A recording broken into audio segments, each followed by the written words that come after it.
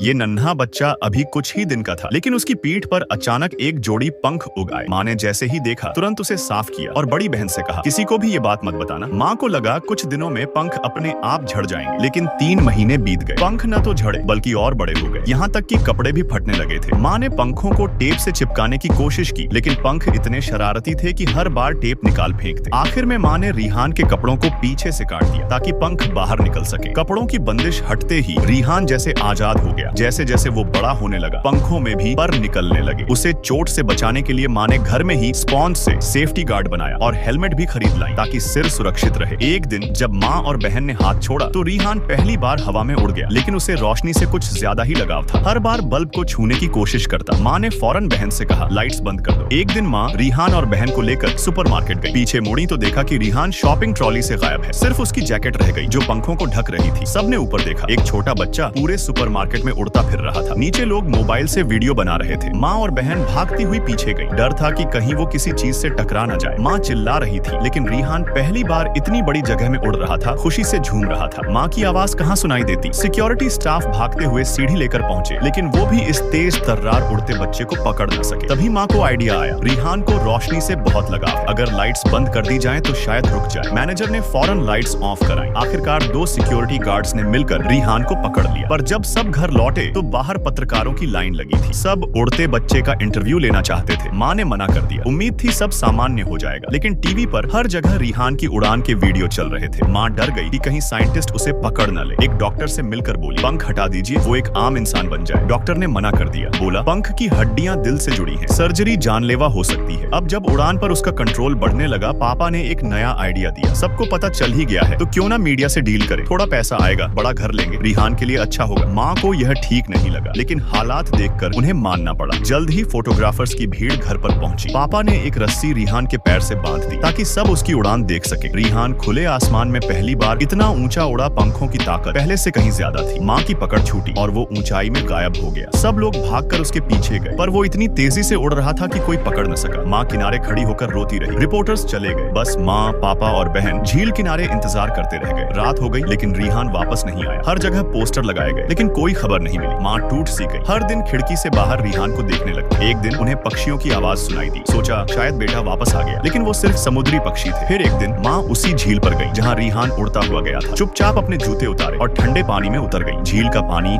सीने तक आ गया, लेकिन माँ नहीं रुकी, मानो सब कुछ छोड़ देना चाहती थी। तभी अचानक उन्हें पंख फड़फड़ाने की आवाज सुनाई दी। ऊपर देखा और वाकई रिहान वापस आ गया था। अब वो और लंबा हो गया था, पंख भी घने और खूबसूरत। माँ ने रोते हुए माफी मांगी। तुम्हें पैसों के लिए इस्तेमाल करना मेरी गलती थी, बस एक मौका और दे दो, दोबारा मत जाओ।